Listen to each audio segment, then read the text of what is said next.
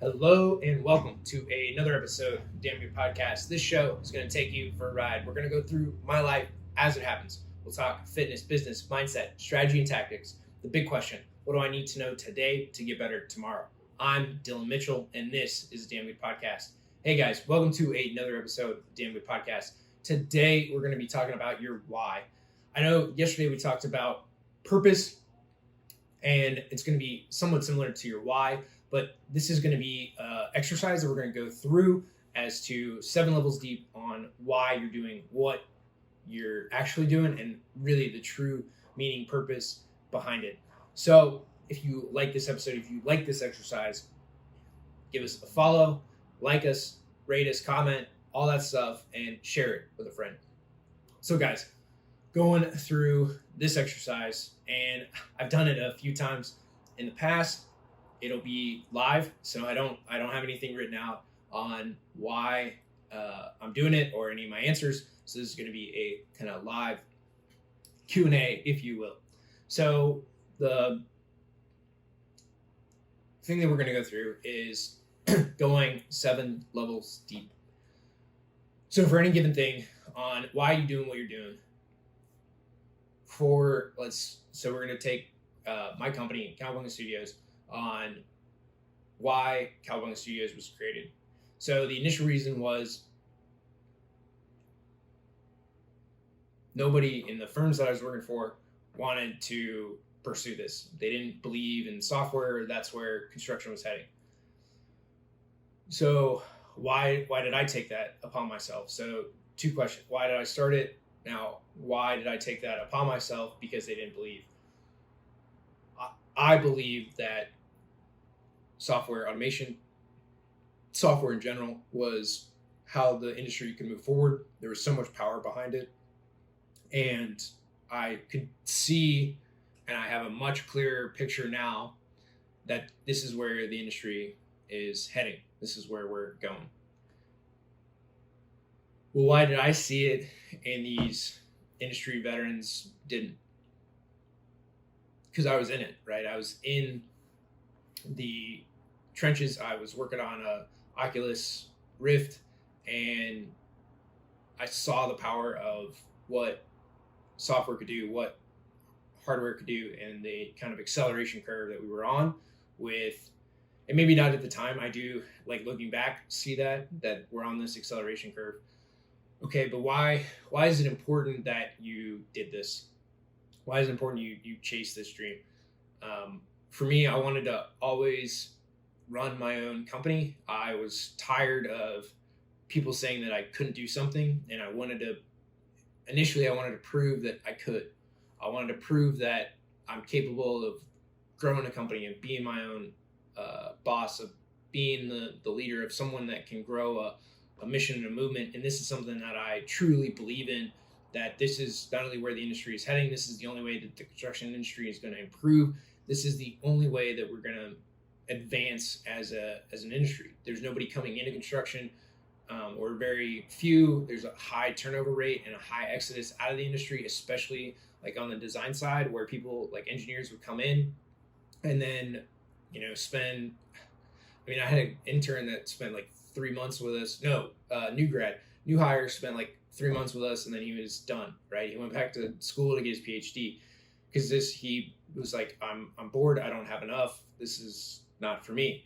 So, and then you have others that are in it maybe 3 years, get bored, get whatever, and leave the industry. They get too stressed. They're like, I'm overworked, I'm underpaid, and I can go and take my talents to basically any other industry as an engineer, make more money, work less hours. Sounds pretty good, right? So you get people that are only involved in construction. You get talent pool that is ever diminishing. So people don't have longevity, which you need a lot of longevity within construction because you have long cycle times within projects, which means you don't see enough things often enough to actually understand what's going on. So you need a lot of projects, a lot of cycles to understand kind of that whole process to really get through construction. So you need that 4 or 5 years to see multiple cycles and parts of projects, right, from design to construction to occupancy and everything in between on those projects. So you have a big exodus out of the industry. And for me, I I saw that, I continued to see it, and I felt that it was something that I wanted. Well, okay, so we're on level 4 here. So, okay, we get all that, but why really is helping the construction industry important to you? For It's important to me because so a few years ago, and the reason and kind of the catalyst for me going and doing my own thing, I worked at a number of companies. Whether it was my youth, my willingness or wanting to improve and to increase rapidly, to move up through the ranks rapidly. It always been something where I got my graduated fairly young from school, graduated 20 with my undergrad, got my MBA at 23, licensed at 24, and had was a leader of department at 25. So with like 9 guys under me, we were doing 1 million square feet a year, big commercial projects that I was used to moving up very rapidly through my career, and then kind of hit a point where there was nothing else. And went to a few companies, and no one really saw the vision either of it. They were so used to the status quo. I wanted to change the status quo. I didn't think that it was going to stay that way forever. And I knew it took a while to build something. I didn't quite realize how long at the start, but I knew that building something takes time. And the biggest event that happened to me was I was 6 months into a new job, super stressful in an area that it was unfamiliar with healthcare. We were doing big renovations. We had 30 ORs to renovate. I had to learn not only all the OR stuff, I had to pick up on a project that wasn't handed off very well to me, understand what I needed to do as the engineer record, what we were actually doing on the project as a project manager, understand the financials of it, and then actually do the drafting and modeling for it to get the construction documents to where they need to be. All before, in this gap between kind of Christmas, New Year's, or Christmas and like middle of January, because I was going on vacation with my family in Hawaii. And leading up to that event, I was working crazy hours to try to figure all this stuff out, trying to get help.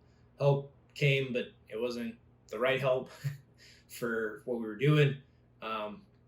And just really not a great situation. So for me, I ended up getting shingles. I had no idea what it was. Woke up one morning with a rash. It was like 2 days before I was supposed to go on vacation.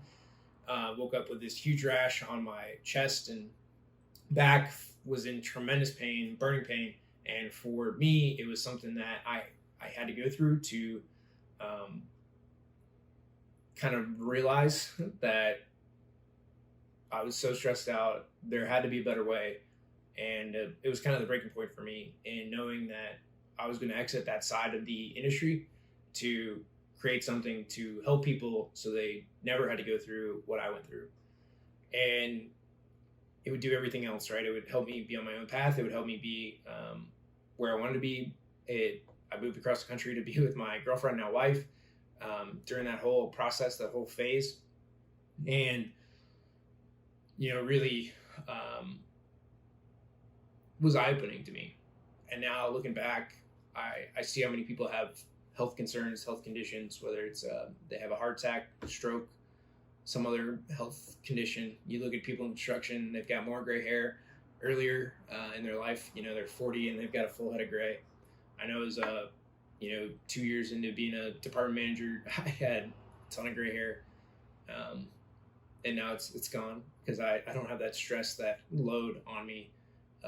Even running my own company and all the stresses that come with that, I don't have nearly, like, I'm much happier, much more grateful, much more in tune with my purpose, my mission, my vision, my values, because it's in alignment with who I am versus what I was doing in construction. See, I want to help more people. I want to benefit the world. And really, that's kind of my next why. Why does this all matter? Why does helping people avoid and evade what you're doing really help you? For me, I want to make an impact. I I want to show people that no matter where you come from, no matter what you do, no matter what people told you no, that you can create the life that you want. I grew up on a farm. I was a farm kid. We worked for, or my parents worked for some, very wealthy families, but we were never wealthy. I never wanted for anything. I was kind of grew up around wealth, but again, we weren't wealthy. We were the help, if you will. But through that, I saw what was possible, what you could achieve, and you get told no a lot in life, and I want to help people to know that they can pursue their dreams. Now you got to stay on the path long enough, right? You got to continue down that road. You've got to push forward with everything that you have. You have to have clarity in what your vision is, what your mission is, what your values are, and having that purpose, that why behind it, and going through an exercise like this of why you're doing something, why it's important to you, and going those 6-7 levels deep is going to show you that you can do it. So for me, I want to show people that they can do it. Obviously, with this comes freedom, comes wealth, when it happens, when you help enough people. But for me, growing up, I never wanted, but I didn't have everything that I didn't have that like good life. Not that my life was bad. It definitely put me in the right direction. It pushed me forward. It gave me the work ethic and tenacity, and I am so thankful and grateful for having that, because a lot of people do not have my work ethic. They don't have my ability to persevere. But I want to show people that no matter where you come from, no matter what you do, you can have a better life. You can grow the thing that you want to grow. You can improve and get better. So ultimately for me, and why this is important, and why I do what I do, and why helping people is so important, is because I had those mentors. Kind of, I've always wanted a mentor, somebody that achieved massive success. And as a kid, you thought you knew better. As a kid, I thought I knew everything, and I didn't take the time to really learn from the people around me that had that massive success, that had done really, really well in their life. And